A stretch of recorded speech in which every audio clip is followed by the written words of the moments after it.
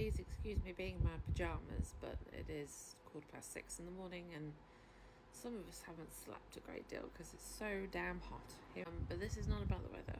This is a plea for help. People of Texas, yes, Texas, namely an auction house in Texas. I need your help. I sent you an email. It was quite late last night, but then I realised after looking further on your social media that you actually seem to have ceased trading as of December last year, and I'm hoping someone might be able to see this, and please get back to me and give me some information, because oh my god, I can't believe what we found out last night. So I'm constantly on the lookout for things that my great-grandparents made or were involved in. They were stained glass artists for a company called Cams in Smethwick, and I came across this on a Facebook page, just this image of this piece of glass with a wooden frame. I reverse image searched it and found out it was a lot in an auction at an auction house in Texas. Now this is the cartoon. That's what it's called when you make a design for a stained glass window.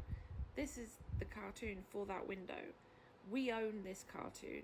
I was given this very kindly by my husband. He bought it for me because there was an auction of stuff from Cams in 2016, I want to say off the top of my head.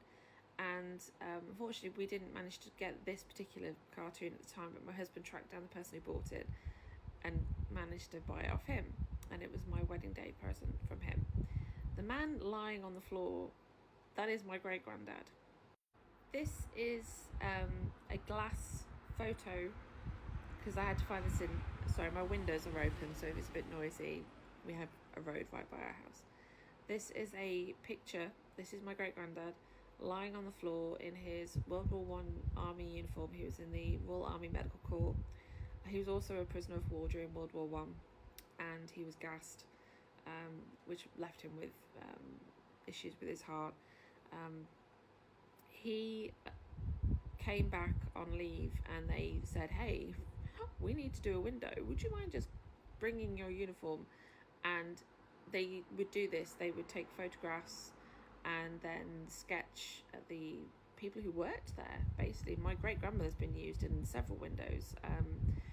My great-granddad's main job was leading and actually putting the windows up in the places where they were going, so churches and such like. So this is him as a younger man doing his job. Here he is leading a window. This is inside the studio in Smethwick, Birmingham. This is him as a very young man. They would dress up in costume, and if you recognise his pose, it's because it was used for the Dante, which is one of the most famous Cams piece of glass, won an award in 1911 and has been around the world being displayed. And ironically, the last time I tried to go see this in real person, it was actually out on loan, was travelling America and was currently in Texas at the time, so maybe you saw this, I don't know. And this is my great-grandmother and my great-granddad as a much older man. She died in 1990. She passed away in 1960 something, maybe 50 something, I'm not touched off the top of my head. He was 11 years her senior. She started working for Cams when she was 12, because we have found evidence that she submitted work to a competition for stained glass that was exhibited in the National Gallery in London, and she was 12 years old, 11 years old. Florence Cam herself basically saw her potential, got her in as a young girl and trained her. She was an apprentice, and then she went to college, which was part of the deal. You know, you work for us, we'll pay for your college. And she worked there until she left for her child to have her first child, which was my great uncle Barry. And then she, during the war, made gliders, and then she returned after the war to work at the studio until it closed in 1960. But yeah, so If anybody from this gallery, from this auction house, could please get back to me. I emailed you late last night. If your email address still works, I even left a voicemail. I haven't called America in a while, so. And I've also messaged you on TikTok. This window, which we thought was destroyed, by the way, because the church that it was in Derby, and there was a fire in the 80s.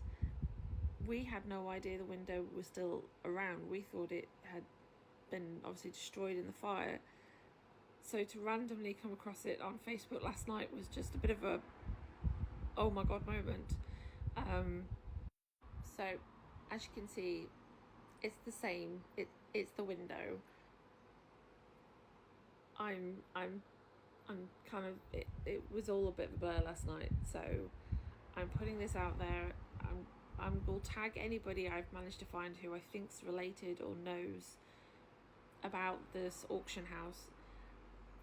If somebody can find out for me, please, where this has gone and who owns it now. I know 2009 was a while ago, but if somebody recognises it, is it in a museum somewhere or a private collection? But if that person or the people at the auction house, wherever you are now, could please let us know where this is, I would be so grateful. I don't think I'm getting to Texas anytime soon,